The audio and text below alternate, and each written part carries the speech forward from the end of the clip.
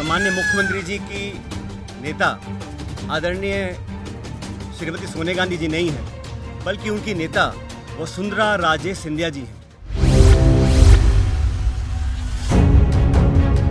मेरे चिट्ठियां लिखने के बावजूद मैं 11 अप्रैल को जयपुर में अनशन पर बैठा इस मांग को लेकर, लेकिन अब मैं नाउम्मीद हूं। जनता ही भगवान है और जनता जनार्दन के सामने हम सबको नतमस्तक होना पड़ेगा। करप्शन के इश्यूज हैं, जो नौजवानों के इश्यूज हैं, जो पेपर लीक और पेपर कैंसिल के और नौजवानों के हितों से जुड़े मुद्दे हैं, उनको उठाकर मैं एक जन संघर्ष यात्रा निकालने जा रहा हूं। नमस्कार, मैं हूं रौनक पारेख और आप देख रहे हैं ट्रेंडिंग टॉक शो।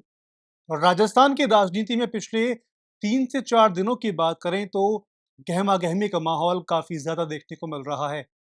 जहां एक तरफ मुख्यमंत्री गहलोत कांग्रेस के ही कई नेताओं पर रुपए लेने के आरोप लगा रहे हैं, तो वहीं दूसरी ओर राजस्थान में अब सचिन पायलट ने ऐलान कर दिया है कि अब वो 11 तारीख से यात्रा निकालने जा रहे हैं। आखिर ये यात्रा का मकसद क्या है? क्यों सचिन पायलट यात्रा निकाल रहे हैं? आखिर मुख्यमंत्री गहलोत ने वो बड़ी बात क्यों कही? इस पर हम चर्चा करेंगे। हमारे साथ मौजूद है हमारे गेस्ट, हमारे अतिथि, राजनीतिक विश्लेषक विशाल सूर्यकांत शर्मा। सीधी हम चर्चा की शुरुआत करते हैं। विशाल जी, सचिन पायलट फिर से 11 तारीख पर यात्रा शुरू करने वाले हैं, जो अजमेर से शुरू होगी और जयपुर तक निकल जाएगी। क्योंकि पिछले 11 तारीख की बात करें तो अनशन का दिन उन्होंने निश्चित किया था और इस 11 तारीख को वो यात्रा की शुरुआत करने जा रहे हैं। रौनक, सचिन पायलट के हिस्से में राजनीति के इस दौर में केवल संघर्ष लिखा है। 4.5 साल, लगभग पौने 5 साल का अब कार्यकाल हो गया। सिवाय संघर्ष के सचिन पायलट के हाथ कुछ लगा नहीं है। हाँ, ये ठीक है कि उनके साथ जो लगे थे उनको लाल बत्तियां मिल गई, वो मंत्री बन गए, उनकी पॉलिटिकल अपॉइंटमेंट की जो हसरतें थी वो पूरी हो गई, लेकिन सचिन पायलट के हाथ कुछ खास लगा नहीं है। लिहाजा अब वो फिर निकल रहे हैं। इस बार संघर्ष को उन्होंने जनता का एंगल देके जन संघर्ष यात्रा निकाली है। पेपर लीक का मामला वो उठाना चाहते हैं।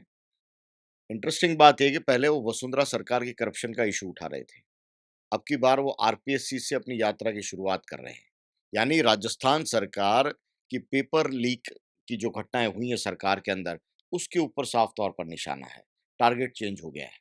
सचिन पायलट का टारगेट चेंज हो गया है। वो सीधे तरीके से अशोक गहलोत सरकार पर, मुख्यमंत्री गहलोत पर वो अटैक करने वाले हैं। नंबर 1।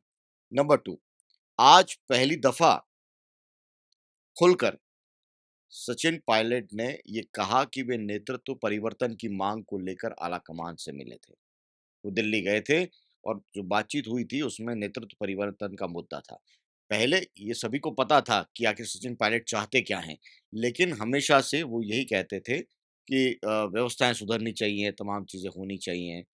खुद के मुख्यमंत्री बनने की जो बात है, वो आज उन्होंने दबे शब्दों में और उनको नेतृत्व परिवर्तन का नाम दिया, लेकिन अपनी हसरत उन्होंने बता दी और ये भी कहा कि जब अहमद पटेल थे, तब एक तरह का समझौता है वो हो गया था, प्रारूप बन गया था, लेकिन उस पर अमल नहीं हुआ। तो आज सचिन पायलट ने एक तरह से कांग्रेस आला कमान पर भी निशाना साधा है। ये ठीक है कि आज उन्होंने कहा कि जो अशोक गहलोत के जो नेता हैं, वो सोनिया गांधी नहीं बल्कि वसुंधरा राजे हैं। ये ठीक है, ये निशाना अशोक गहलोत के ऊपर है, लेकिन मौका क्या है वो भी देखना पड़ेगा। मौका है जब राहुल गांधी राजस्थान के दौरे पर हैं।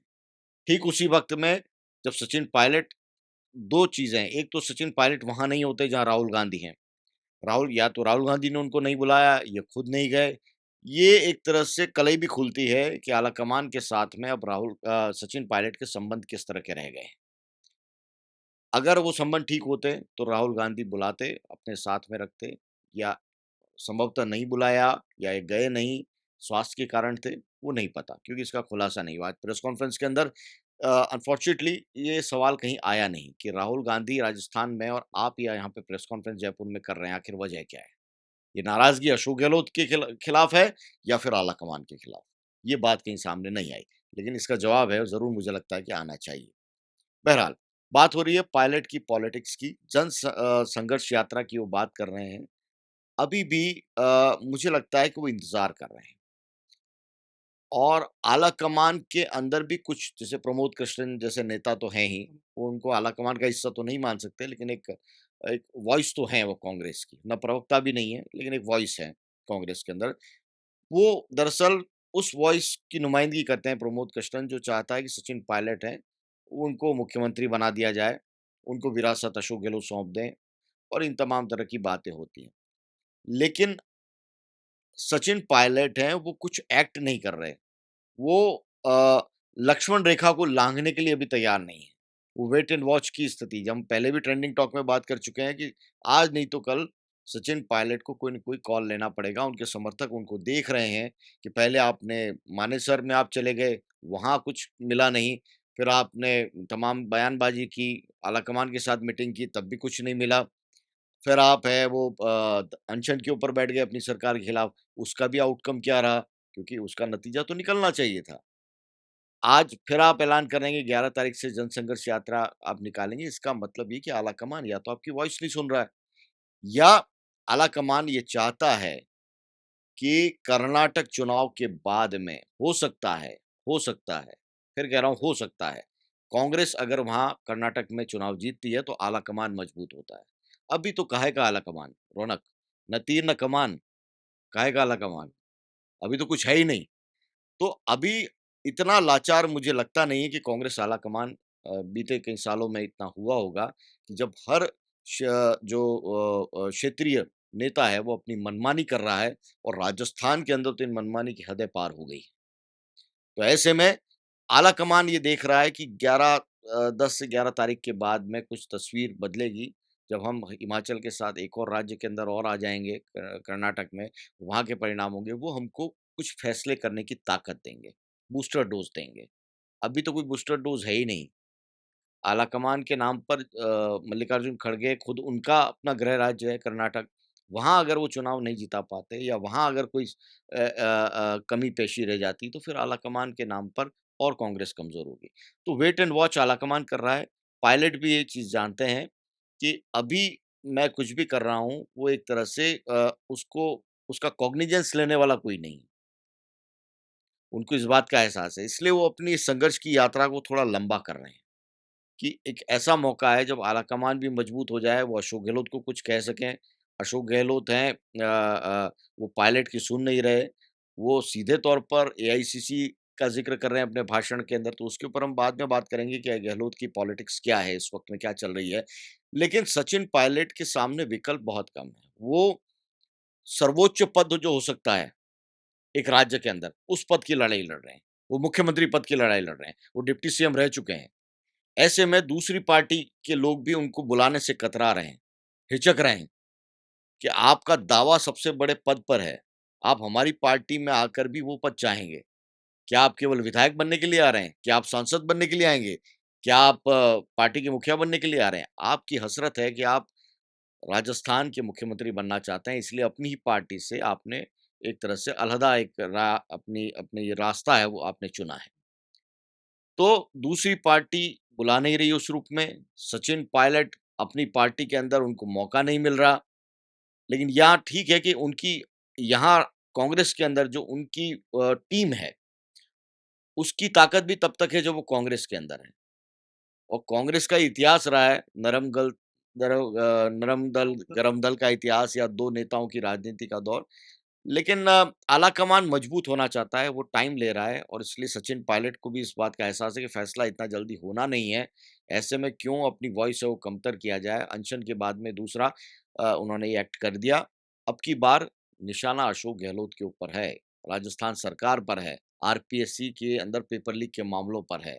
ये बताता है कि सचिन पायलट धीरे-धीरे उस ओर बढ़ रहे हैं, जहाँ उनके पास या तो हासिल करने के लिए सब कुछ होगा, या कुछ भी नहीं।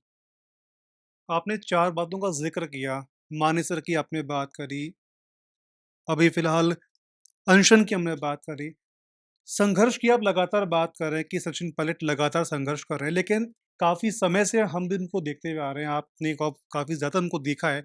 उतने समय से अब तक का संघर्ष, राहुल गांधी कई बार उनको एसेट्स भी कह चुके हैं, जब राहुल गांधी यात्रा प्रदेश में आई थी, भारत जोड़ो यात्रा, तब भी उन्होंने कहा था कि सचिन पायलट एसेट हैं।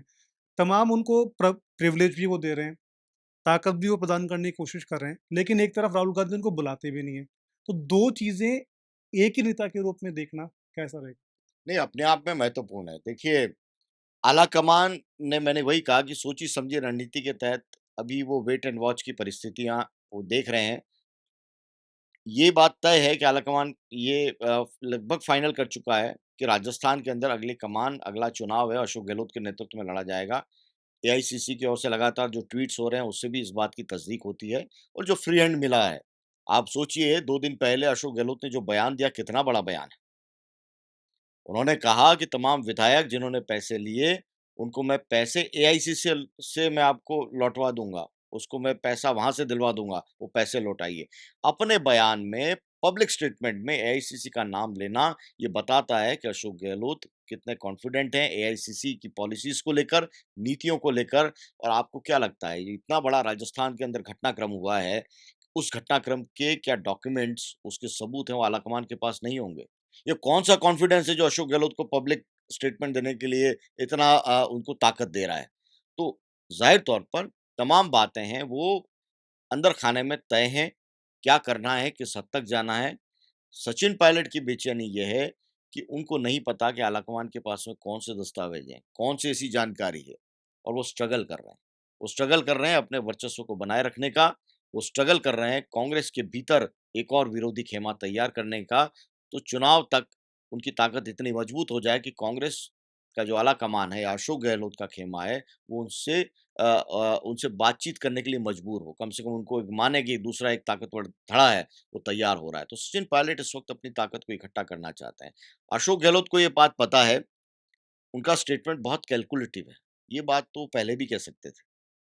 जिस वक़्त तमाम जो विधायक आए थे, उनको माफ़ी मिली थी अ आलाकमान की ओर से, तब भी ये बात की जा सकती थी। लेकिन अशोक गहलोत की राजनीति का जो सबसे मजबूत पक्ष है, वो टाइमिंग है। टाइमिंग, वो उस रूप में वो टाइमिंग को सँभालते हुए अपने बयान देते हैं। सोचिए, बयान तब आया है जब नरेंद्र मोदी राजस्थान में आ रहे हैं, एक तरह से चुनावी अभियान का आगाज़ है। क्योंकि कर्नाटक के बाद में अब फ़ोकस राजस्थान, मध्य प्रदेश और इन्हीं पर रहेगा, छत्तीसगढ़ पे। तो राजस्थान के अंदर नरेंद्र मोदी आ रहे हैं। नरेंद्र मोदी किसको वेटेज देंगे, इस पर सभी की नज़र रहेगी कि क्या वो वसुंधरा राजे को अपने नज़दीक हैं, वो खड़ा करने की बात करते हैं, या गजेंद्र सिंह शेखावत को करते हैं, या कोई और चेहरा। तो लोग एक्सपेक्ट करेंगे कि नरेंद्र मोदी आबू रोड आ रहे हैं, वो बताएँ कि राजस्थान का चुनाव के अंदर चेहरा कौन होगा। भारतीय जनता पार्टी अंदर खाने में हो सकता है कुछ तैयारी भी कर रही हो, लेकिन अशोक गहलोत ने एक एक वार से कई निशाने वो साध दिए। पहला ये, गजेंद्र सिंह को संजीवनी के मामले के अंदर वो लपेट चुके हैं, बयानबाज़ी तल्ख़ कर चुके हैं। एक तरह से उनकी छवि को विवादित बनने का उन्होंने विवादित है वो कर दिया है, पॉलिटिकल डोमेन में। अब उनके समर्थक कुछ भी कहें, वो अलग चीज़ है। अदालती कार्रवाई भी चल रही है, तो हम ये भी नहीं कह सकते कि वो वास्तव में सही है या नहीं है, वो जाँच की प्रक्रिया है। लेकिन राजनीतिक बयानबाज़ी में उन्होंने आरोपों के घेरे में ले लिया है गजेंद्र सिंह को। वसुंधरा राजे जो मजबूत होने की कोशिश कर रही थी, उनको एक वार से उनकी तारीफ़ करके किसी को कैसे मारा जाता है, ये अशोक गहलोत के बयान से आप देख सकते हैं। उनकी राजनीति को संदिग्ध बनाने की कोशिश की है, इसीलिए तुरंत बयान आया वसुंधरा राजे का कि मेरी तारीफ़ करना एक साजिश का हिस्सा है। तो नरेंद्र मोदी जब आ रहे हैं उसके 2 दिन पहले, अमूमन प्रधानमंत्री या बड़े पार्टी के नेता का बड़ा दौरा होता है, तब तय हो जाता है कि क्या बोलना है, कौन कहाँ बैठेगा, किसको क्या तवज्जो देनी है, कितनी देनी है।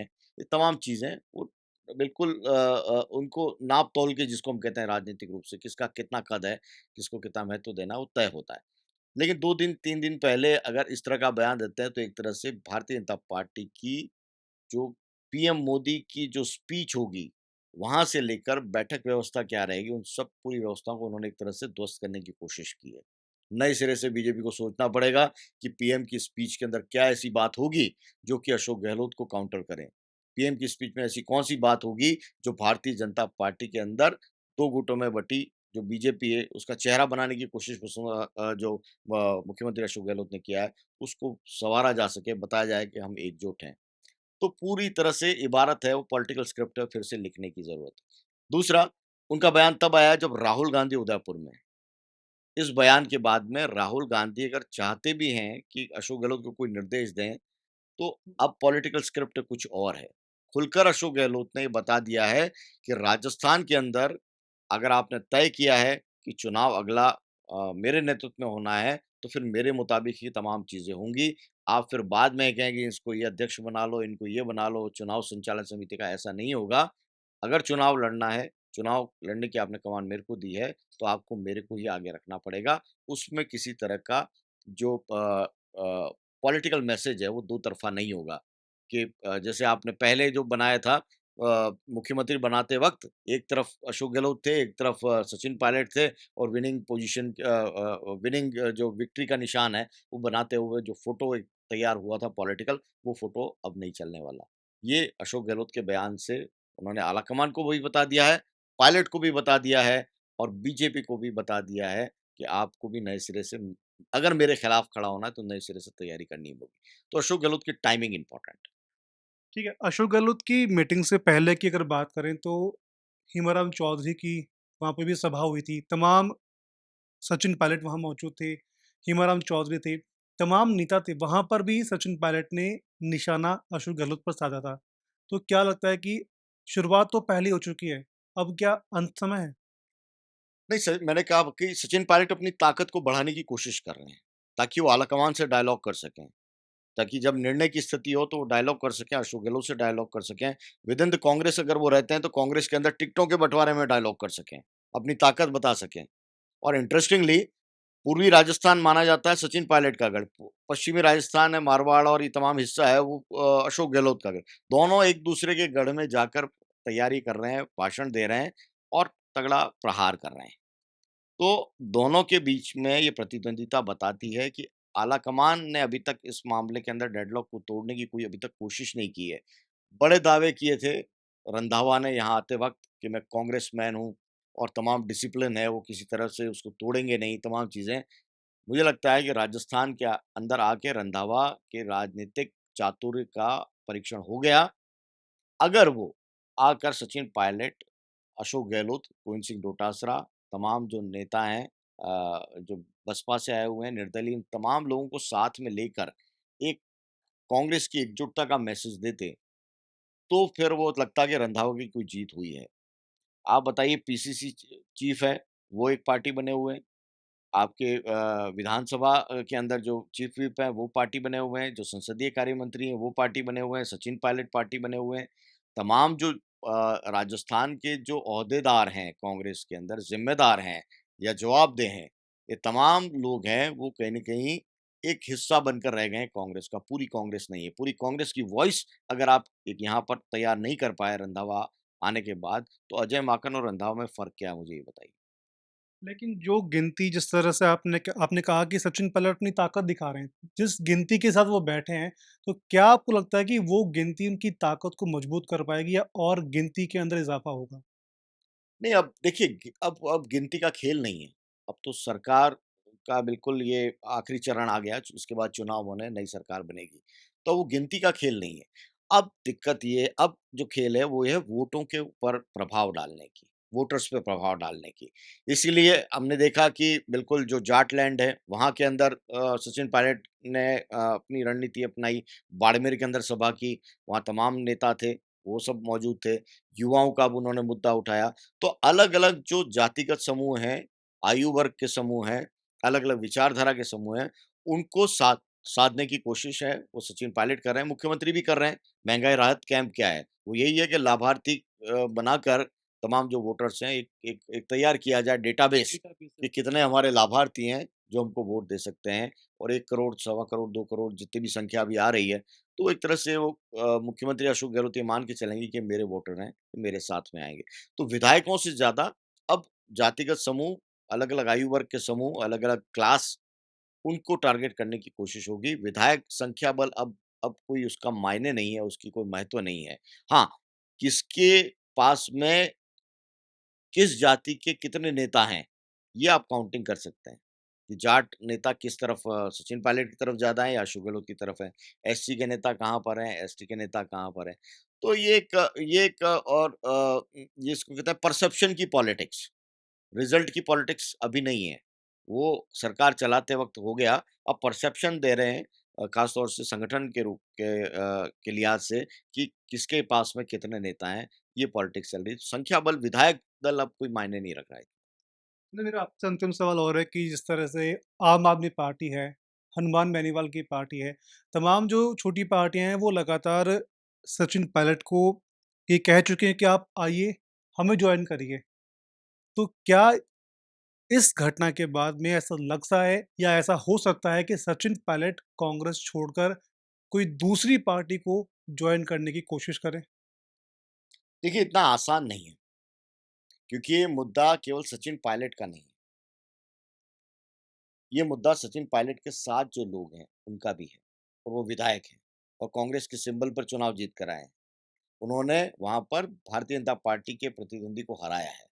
फ़र्ज़ करो, अगर ये बहुत राजनीतिक रूप से उथला ये सवाल होगा और उसका जवाब होगा कि सचिन पायलट बीजेपी में चले जाएँ। अरे भई, उनके साथ वेद प्रकाश सोलंकी भी तो जाएँगे, उनके साथ हेमाराम चौधरी भी जाने को तैयार हैं, उनके साथ दीपेंद्र सिंह शेखावत हैं, वो भी जाने को तैयार होंगे, राजेंद्र गुड़ा। लेकिन उनके कॉन्स्टिट्यूएंसी के अंदर जो भारतीय जनता पार्टी के नेता को उन्होंने हराया है, उनका क्या होगा? क्या भारतीय जनता पार्टी इनको टिकट दे देगी? तो कई तरह के राजनीतिक रूप से कई तरह की विडंबनाएँ होती हैं, दुविधाएँ होती हैं और इनके बीच में अवसरों को खोजा जाता है, राजनीति इसी का नाम है। और अपने लिए अवसर अशोक गहलोत ने भी खोजा है, किस वक़्त क्या बोलना है। अपने लिए अवसर अब सचिन पायलट भी खोज रहे हैं और वसुंधरा राजे और गजेंद्र सिंह भी खोज रहे हैं। गजेंद्र सिंह का स्टेटमेंट बड़ा दिलचस्प था।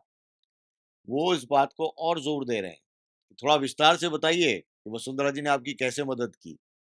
तो अशोक गहलोत पर निशाना तो साध ही रहे हैं और लेकिन वो चाह रहे हैं कि अशोक गहलोत और खुलासा करें, ताकि वसुंधरा की दावेदारी और थोड़ी-सी कमज़ोर हो नेतृत्व के मामले में। लेकिन वसुंधरा राजे, आपको बता दें, राजस्थान में भारतीय जनता पार्टी की जो राजनीति के अंदर कार्यकर्ताओं के बीच में आई कैचर हैं, अटेंशन क्रिएटर हैं, वो अटेंशन क्रिएट कर सकती हैं और चुनाव जिता भी सकती हैं। ऐसे में अ, भारतीय जनता पार्टी के जो दोनों प्रमुख नेता हैं, जिनको आलाकमान ने फिलहाल आगे किया हुआ है, चाहे गजेंद्र सिंह हो, चाहे वसुंधरा राजे, दोनों के ऊपर सवाल खड़े हो गए, चाहे पायलट ने कर दिए हों, चाहे गहलोत ने कर दिए। अगर कोई विचारधारा है, तो वो बताती है, या बतौर कांग्रेस के जो तमाम जो वर्कर्स हैं, उनके मन में तो ये है कि देखिए, कांग्रेस की अपनी लड़ाई है, वो तो ठीक है ही, लेकिन देखिए भारतीय जनता पार्टी के अंदर भी लड़ाई है। तो जो रिफ्ट है, वो पहले केवल कांग्रेस की चर्चा में थी कि कांग्रेस के अंदर देखिए रिफ्ट है, अब वो बीजेपी की रिफ्ट है, वो भी पब्लिक डोमेन में आ गई कि देखिए, केवल हमारा मामला नहीं है, बीजेपी के अंदर भी है। तो ये मैसेज की पॉलिटिक्स है, वो चल रही है। आने वाला जो मुझे लगता है कि कंक्लूज़न है, हम उस बात पे करें कि कर्नाटक का जो रिज़ल्ट है, वो बहुत कुछ तय करेगा। राजस्थान की राजनीति में क्या होना है, किस रूप में होना है। आलाकमान से एक तरह से अशोक गहलोत ने अप्रूवल ले ली है। अगला चुनाव उनके नेतृत्व में होगा। जिस तरह से ब्रांडिंग हो रही है, जिस तरह से हो रहा है, वो बताता है। सचिन पायलट के लिए क्या रोल होगा, ये भी मुझे लगता है अभी अशोक गहलोत चाहते हैं कि हम तय करें कि क्या होने वाला है। सचिन पायलट का क्या रोल हो सकता है। दूसरा, आलाकमान ये कह रहा है कि हम अगर मजबूत होते हैं तो सचिन पायलट की भी कोई भूमिका बनाने के लिए हम दबाव दे सकते हैं। और सचिन पायलट को लगता है कि ये समय ऐसा है कि जब खुद अब खड़े होने का है, तमाम इतना विरोध कर लिया, अब चुनाव के अंदर जाने का है, अपनी ताकत ज़्यादा से ज़्यादा बढ़ाने का है।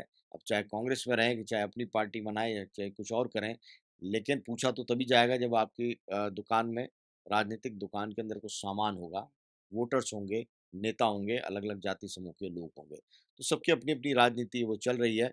लेकिन बड़ा महत्वपूर्ण है, राजस्थान आमतौर पर राजनीतिक रूप से बहुत ज़्यादा उठापटक की राजनीति होती नहीं थी।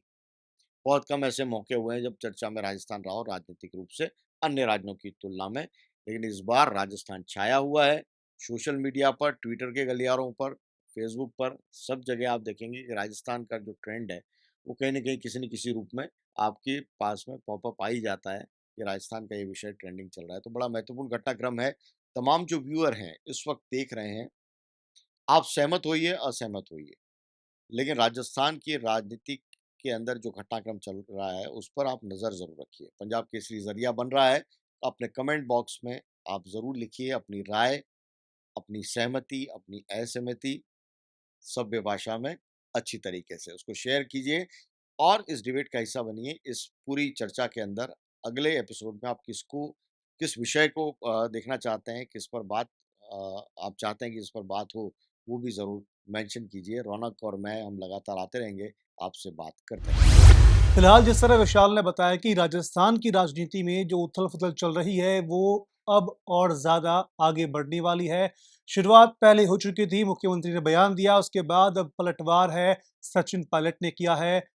11 तारीख को अनशन और अब 11 तारीख को अजमेर से जयपुर की यात्रा सचिन पायलट कर रहे हैं। आखिर यात्रा किस तरह रहेगी, कितनी सक्सेस होती है, आलाकमान के पास क्या मैसेज यात्रा के बाद जाता है, ये देखने वाली बात होगी। वीडियो जर्नलिस्ट कृष्णा शर्मा के साथ रौनक पारेख, पंजाब केसरी टीवी, जयपुर।